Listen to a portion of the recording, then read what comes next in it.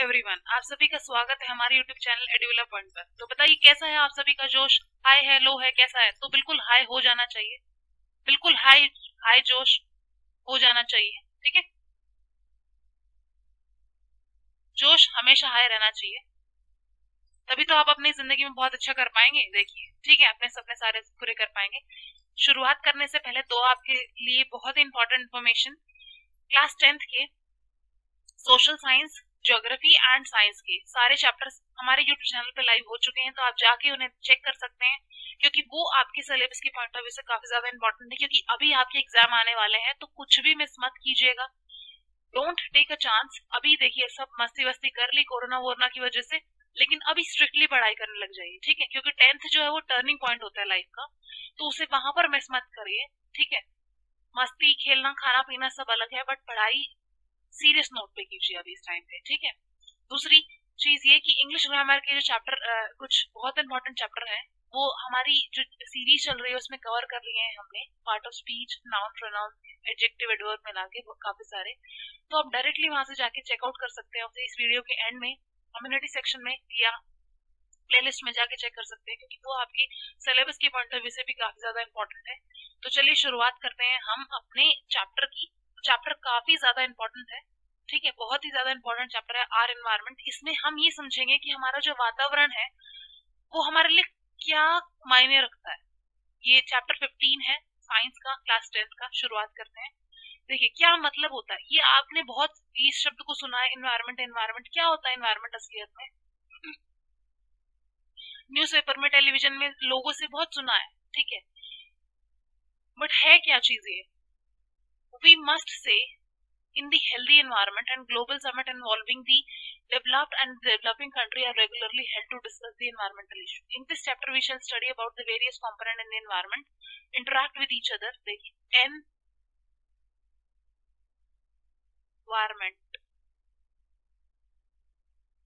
Environment क्या होता है? एनवायरमेंट में देखिए, जिस वातावरण में आप रह रहे हैं, वातावरण में आप रह रहे हैं, ठीक है, सांस ले रहे हैं, उठ रहे हैं, बैठ रहे हैं, आ रहे हैं, जा रहे हैं, चल रहे हैं, खा रहे हैं, पी रहे हैं, उसी को हम बोलते हैं आपका एनवायरमेंट। ओके, आपको क्या बोला जाता है?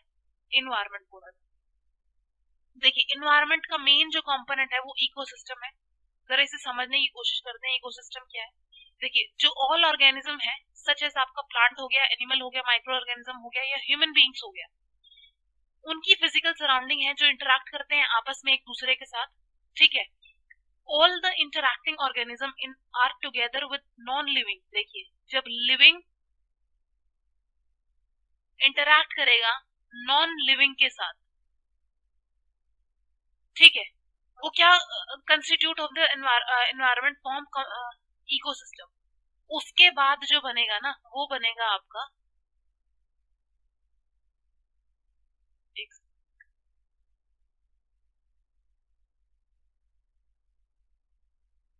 वो बनेगा आपका इको, लिविंग और नॉन लिविंग जब आपस में मिलेंगे, ठीक है, परस्पर आपस में संबंध बनाएंगे, तो आपका बनेगा इकोसिस्टम। अंडरस्टूड? एग्जाम्पल देती हूँ। लिविंग का हम लोग हो गए, ह्यूमन बीइंग, बर्ड हो गया, जानवर हो गया। नॉन लिविंग में आपका आता है एयर, वाटर, स्काई, ये सारी चीजें। अंडरस्टूड? देखिए, दो चीजें और आती हैं आपकी important, biotic and abiotic. Biotic क्या होता है एंड एबायोटिक क्या होता है? दो मेन चीजें हैं, समझने की बहुत जरूरत है इनको समझने की। देखिए, बायोटिक कंपोनेंट लिविंग ऑर्गेनिज्म होते हैं, ये होते हैं आपके लिविंग लिविंग ऑर्गेनिज्म। ओके, और ये होते हैं आपके नॉन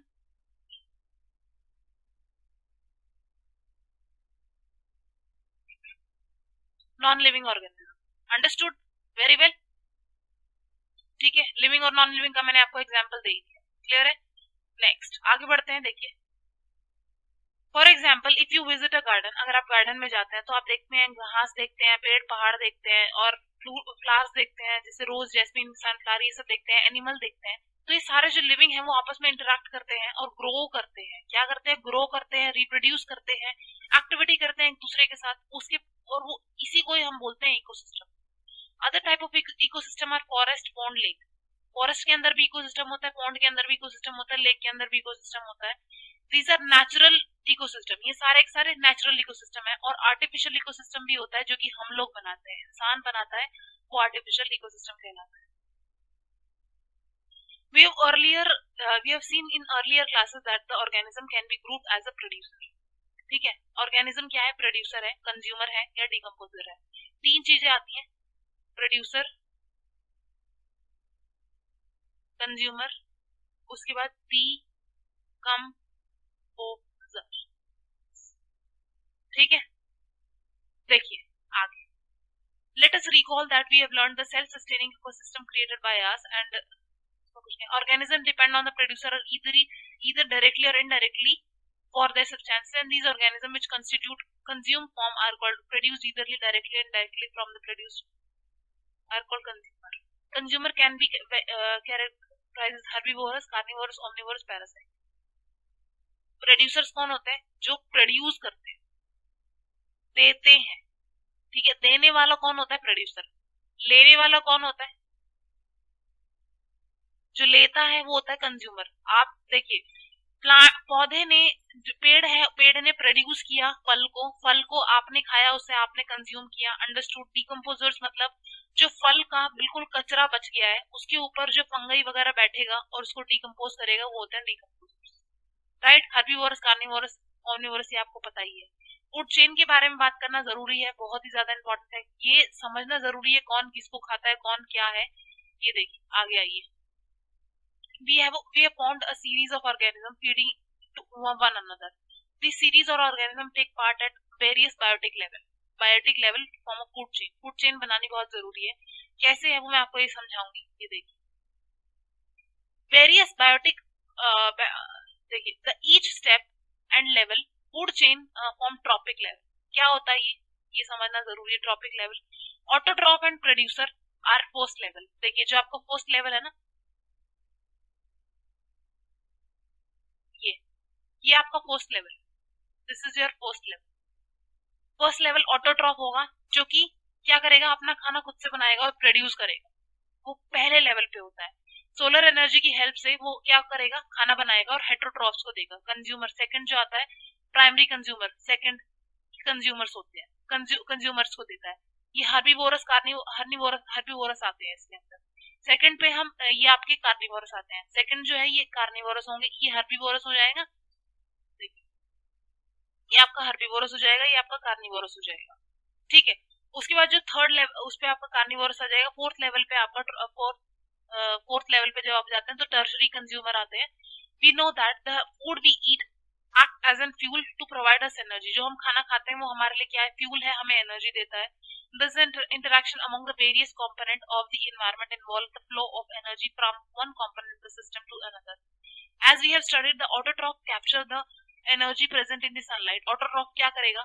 एनर्जी लेता है, उसको क्या करता है? कैप्चर करता है, और उसको क्या, सनलाइट को केमिकल एनर्जी में कन्वर्ट करता है और सारी एक्टिविटीज करता है। ऑटोट्रॉफ से एनर्जी गोज टू हेटरोट्रॉफ।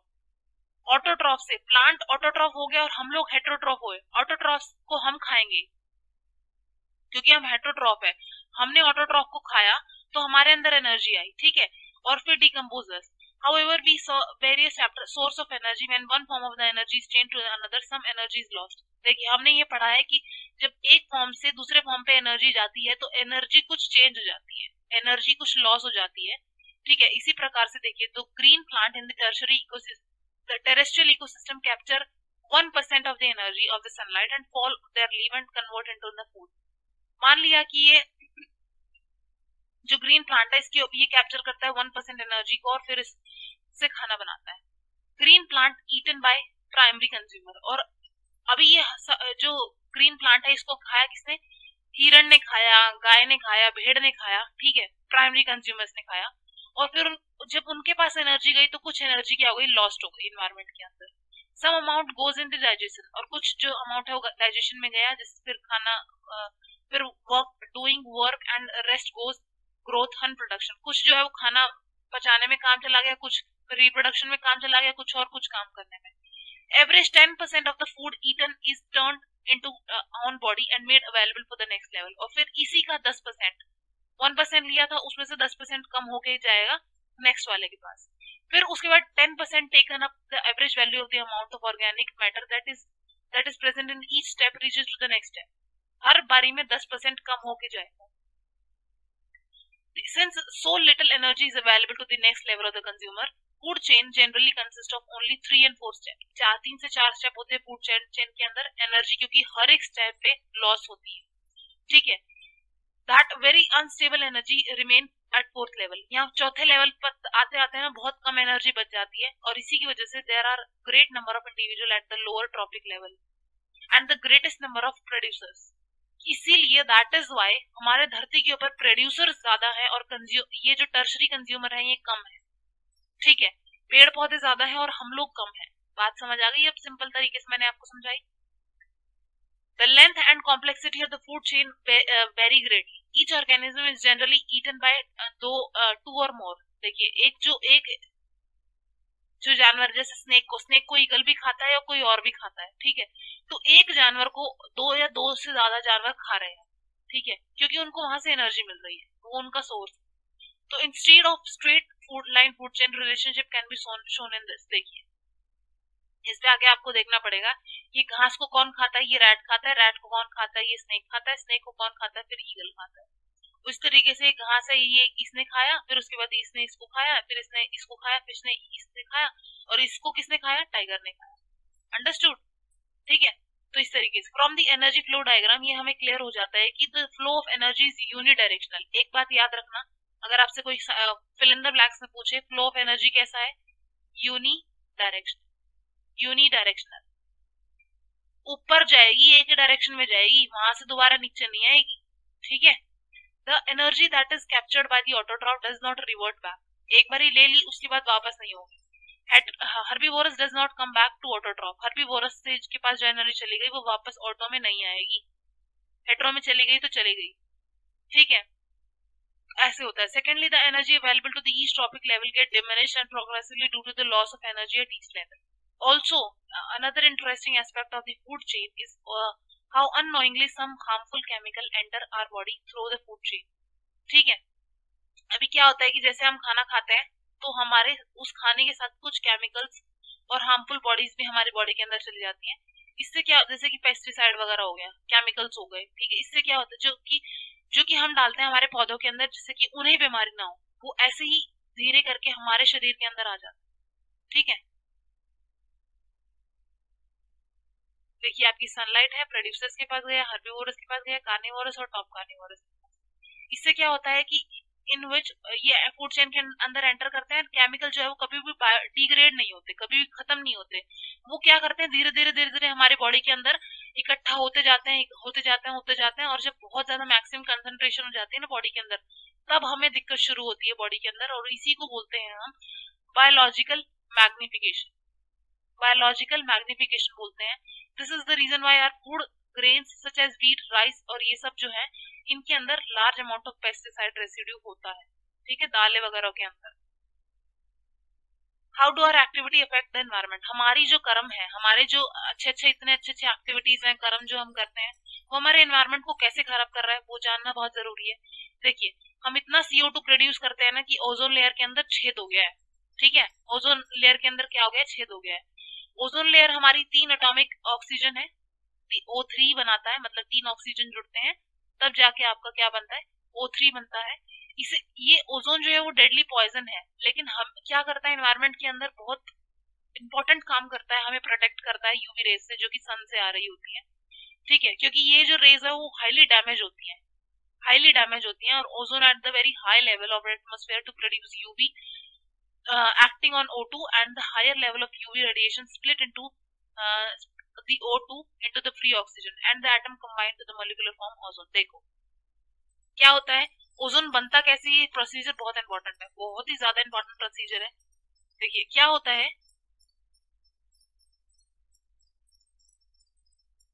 है कि आपका O2 है, हमारी एनवायरमेंट के अंदर O2 है, इसके ऊपर क्या गिरता है, ऑक्सीजन गिरता है. ठीक है. ये 2 O2 है मान लो, ये यूवी रेज गिरती है इसके ऊपर, और उसके बाद क्या होता है कि ये जो O2 है ना, ये 2 O अलग अलग बिखर जाएंगे, ठीक है। 2 O अलग अलग बिखर गए तो क्या हो जाएगा, ये ऐसे मिलेंगे, ऐसे मिलके ये बनाएंगे O3, मतलब एक परत, एक लेयर है इस तरीके से। अभी ये कंबाइन करेगा किसी और O2 के साथ, तो ये ऐसे मिलेंगे और बनाएंगे O3। तो ऐसे बनके कवरेज बन जाती है एनवायरनमेंट के ऊपर, जिसे हम ओजोन बोलते हैं, जो कि O3 होती है, ठीक है। The decrease has the amount of ozone in the atmosphere begin to drop sharply, और 1980 के बाद से ये जो है परत जो है वो पतली होती जा रही है, क्योंकि जो हम एक गैस यूज करते हैं CFC, chlorofluorocarbon gas, full form आप मुझे कमेंट सेक्शन में लिख के बताएंगे। CFC की फुल फॉर्म आप कमेंट सेक्शन में मुझे लिख के बताएंगे, ठीक है। इसकी वजह से क्या है, जो हम अपने फ्रीजर्स में, डिओड्रेंट्स में इस्तेमाल करते हैं, इसकी वजह से ये इसके अंदर छेद होता जा रहा है। अभी मैनेज देखिए, जो हम गार्बेज प्रोड्यूस करते हैं उसे मैनेज कैसे करें, ठीक है। लाइफ प्रोसेस वाला जो चैप्टर है, हमने ये पढ़ा कि food we eat digested by the various enzymes in our body. Have you wondered that the same enzyme does not break down everything we eat, ठीक है। हमने ये पढ़ा है कि जो हमारा फूड है उसके ऊपर एंजाइम्स काम करके उसे डाइजेस्ट करते हैं, लेकिन क्या एंजाइम्स हमारी हर चीज को डाइजेस्ट करते हैं, हमारी हर एक चीज जो हम खाते हैं उसे डाइजेस्ट करते हैं? देखिए, enzyme are specific to their reaction and the specific enzymes are needed for the breakdown of a particular substance. That is why we do not get energy if we eat coal. और इसी प्रकार से अगर हम कोयला खाएंगे तो हमें एनर्जी बिल्कुल भी नहीं मिलेगी। हमें खाना खाने से एनर्जी कहाँ से मिलेगी? सिर्फ खाना खाने से ही मिलेगी। तो ह्यूमन मेड जो है मटेरियल, जैसे कि प्लास्टिक वगैरह, will not broken by the action of bacteria and saprophytes. These material will be acted upon the physical process like the heat और pressure के कारण इन पे इफेक्ट पड़ेगा। तो इस तरीके से होता है, ठीक है। तो क्या हम क्या कर सकते हैं, देखो ये बायोलॉजिकल प्रोसेस होता है ब्रेकडाउन का। हम जो कुछ सब्सटेंस बायोडिग्रेडेबल और नॉन बायोडिग्रेडेबल होते हैं हमारे एनवायरनमेंट के अंदर, हमें उसे सेग्रीगेट करना आना चाहिए, ठीक है। देखिए, improvement in our lifestyle have resulted in the great amount of waste generation. जैसे कि हमारी जिंदगी सुधर रही है धीरे धीरे करके, लेकिन उससे क्या हो रहा है कि बहुत ज्यादा वेस्ट बढ़ रहा है हमारे एनवायरनमेंट के अंदर, और इससे क्या है कि changes in the attitude also have a role to play. With more and more things we use becoming disposals, ठीक है। Changes in the packing have resulted in much of our waste becoming non biodegradable. देखिए, हम इतना कुछ जो है daily, अगर आप मेजर करेंगे इस चीज को, डेली हम जो भी सब्सटेंस इस्तेमाल कर रहे हैं उसके अंदर इतना ज्यादा वेस्ट प्रोड्यूस हो रहा है, इतना ज्यादा प्लास्टिक है जो कि हमारे एनवायरनमेंट के अंदर जा रहा है, और जबकि वो नॉन बायोडिग्रेडेबल है, वो बायोडिग्रेड हो ही नहीं सकता, हमारे एनवायरनमेंट से खत्म हो ही नहीं सकता, और उसके बावजूद भी हम इतना ज्यादा इस्तेमाल करते हैं कि उसे डिस्पोज करना इम्पॉसिबल है, ठीक है। तो ये था हमारा पूरा कंप्लीट चैप्टर, ठीक है। ये एज एन, देखिए, आप एक रिस्पॉन्सिबल सिटीजन है इंडिया के, तो आपकी भी कुछ ड्यूटीज बनती हैं, कुछ आपके कर्तव्य बनते हैं कि आप क्या कर सकते हैं इस चीज को करने के लिए। देखिए, आप कम से कम जो है वो गैसेस वगैरह का इस्तेमाल कम करें, जैसे कि CFC हमारी ओजोन को खराब कर रही है, तो आप अपने रेफ्रिजरेटर्स में उसको इस्तेमाल ना करें। जब जरूरत ना हो तो अपने रेफ्रिजरेटर को बंद करें, फैन को, टैप को बंद करें जब आपको जरूरत ना हो। इलेक्ट्रिसिटी उससे बचेगी, आपका वाटर जो इतना प्रीशियस नेचुरल रिसोर्स है वो बर्बाद होने से बचेगा। तो आप छोटे छोटे स्टेप कर सकते हैं, ठीक है। आपके छोटे छोटे स्टेप्स जो है वो बहुत बड़ा इफेक्ट करेंगे। चलिए शुरुआत करते हैं एनसीईआरटी के साथ। देखिए, आपका पहला क्वेश्चन क्या कह रहा है, why are some biodegradable and जो some substances are biodegradable and some are non biodegradable. आपको ये बताना है कि कुछ सब्सटेंस तो बायोडिग्रेडेबल है और कुछ नॉन बायोडिग्रेडेबल है, ऐसा क्यों है। देखिए, substance which can be acted upon the micro organism, जिनके ऊपर माइक्रो ऑर्गेनिज्म का इफेक्ट होता है, जैसे कि आपके वेजिटेबल वेस्ट हो गया, पेपर हो गया, कॉटन हो गया, वो आपके सब्सटेंस कैसे हैं, बायोडिग्रेडेबल है, क्योंकि डीकम्पोजर्स जो क्या करते हैं उसे डीकम्पोज कर देते हैं, हमारे एनवायरनमेंट से खत्म कर देते हैं। लेकिन दूसरी हैंड आपका जो है, जब डीकम्पोजर्स का, आपका बैक्टीरिया, फंगाई का उनके ऊपर कोई इफेक्ट नहीं होता, जैसे कि आपका प्लास्टिक हो गया, पॉलीथीन हो गया, ये सालों साल तक पड़ी रहेंगी, आपकी पूरी जिंदगी खत्म हो जाएगी, लेकिन इनके ऊपर ये कहीं नहीं हिलेंगे आपके एनवायरनमेंट से, ठीक है। तो ये डीकम्पोजर्स का इनके ऊपर कोई इफेक्ट नहीं होता है, तो ये आपकी नॉन बायोडिग्रेडेबल है, ओके। देखिए, नेक्स्ट क्वेश्चन क्या कह रहा है, give any two ways in which biodegradable substance would affect the environment. कोई दो तरीके बताइए बायोडिग्रेडेबल सब्सटेंस के जो कि हमारे एनवायरनमेंट को अफेक्ट करें। देखिए, आप क्या कर सकते हैं, they will serve as a breeding ground of fly and mosquitoes. देखिए अगर आप खुले में ऐसे अपने जो सब्जियां खाई हैं उसके डाल दिया, उसको उसके पत्ते अगर ऐसे डाल दिए तो क्या होगा, बहुत सारी फ्लाइज, मक्खियां और मच्छर आ जाएंगे उसके ऊपर, जिससे कि बीमारियां फैलेंगी, कॉलेरा वगैरह, मलेरिया हो जाएगा। उससे स्मेल बहुत गंदी आएगी, जिससे कि पोल्यूशन, एयर पोल्यूशन होगा। ओके, नेक्स्ट क्वेश्चन देखिए, give any two ways in which non biodegradable substance would affect the environment. कोई दो तरीके बताइए जिससे नॉन बायोडिग्रेडेबल आपके एनवायरमेंट को अफेक्ट कर रहा है। देखिए जैसे कि आपका पेस्टिसाइड एंड फर्टिलाइजर है, ठीक है, जब बारिश होती है तो बारिश के साथ वो क्या करते हैं, बह जाते हैं, वाटर बॉडीज में बह जाते हैं और पॉल्यूशन, वाटर पॉल्यूशन क्रिएट करते हैं। आपकी नदियों में पेस्टिसाइड घुल जाते हैं, फर्टिलाइजर घुल जाते हैं, उससे कि जो उसके अंदर फिशेस वगैरह प्रेजेंट होती हैं उनकी लाइफ प्रॉब्लम में आ जाती है। They may choke the sewer system of the city and town may overflow the road, right. चलिए नेक्स्ट क्वेश्चन है, what are trophic levels, give an example of the food chain, state the different trophic level. Trophic level क्या है, आपको उसके बारे में पूरी जानकारी देनी है। देखिए हर एक स्टेप फूड चेन के अंदर, उसे ही हम क्या बोलते हैं, आपका ट्रॉपिक लेवल बोलते हैं। पहला ट्रॉपिक लेवल होता है, दूसरा होता है, तीसरा होता है, राइट। घास को किसने खाया, डियर ने खाया। डियर को किसने खाया, लॉयन ने खाया। तो घास आपका पहला ट्रॉपिक लेवल है, डियर आपका दूसरा ट्रॉपिक लेवल है, और लायन आपका तीसरा trophic level. Okay, next question, what is the role of decomposer in the environment. क्या रोल है डिकम्पोजर्स का हमारे एनवायरनमेंट के अंदर। डिकम्पोजर्स क्या करते हैं, डिकम्पोज करते हैं, जो प्लांट और एनिमल मर जाते हैं उनकी बॉडी के ऊपर बैठ के उनकी बॉडी को एनवायरनमेंट से खत्म करने का काम करते हैं, क्लीनिंग का काम करते हैं। उसे ही हम क्या बोलते हैं, आपका डिकम्पोजर्स का रोल होता है एनवायरनमेंट के अंदर। ओके, चलिए ये देखिए next question, ozone is a form of oxygen. हाँ, what is ozone and how does it affect the ecosystem. Ozone क्या है, ओजोन क्या है, देखिए ऑक्सीजन है, एक फॉर्म है ऑक्सीजन का, O3 इसका फॉर्मूला होता है। हमारे एटमॉस्फेयर में बहुत ऊपर प्रेजेंट होता है और इकोसिस्टम में क्या करता है, हार्मफुल इफेक्ट जो है यूवी रेज के, उससे हमें बचाता है कैंसर और कैटरेट होने से। How can you help in reducing the problem of waste disposal. कैसे आप कम कर सकते हैं, देखिए आप कम से कम इस्तेमाल करें जो है वो वेस्ट का, volume of waste by burning in reduce करें इस चीज को। आप जो वेस्ट है आप उसको जलाएं ना, क्योंकि उससे गैसेस प्रोड्यूस होती हैं। दूसरा, produce composite and biogas from biodegradable. Biodegradable substance जो है आपके सब्जियों के छिलके के पत्ते हो गए या फिर कुछ भी हो गया, उससे बायोगैस बनाने का कोशिश करें, वो एक सही तरीका हो सकता है डिस्पोजल का, राइट। तो ये था हमारा पूरा चैप्टर जो कि हमने कंप्लीट किया है हमारी पूरी एनसीईआरटी के क्वेश्चंस के साथ। तो आई होप आपको कोई प्रॉब्लम नहीं होगा। अगर कोई प्रॉब्लम फिर भी आता है तो कमेंट सेक्शन में कमेंट करके आप अपना डाउट पूछ सकते हैं, ठीक है।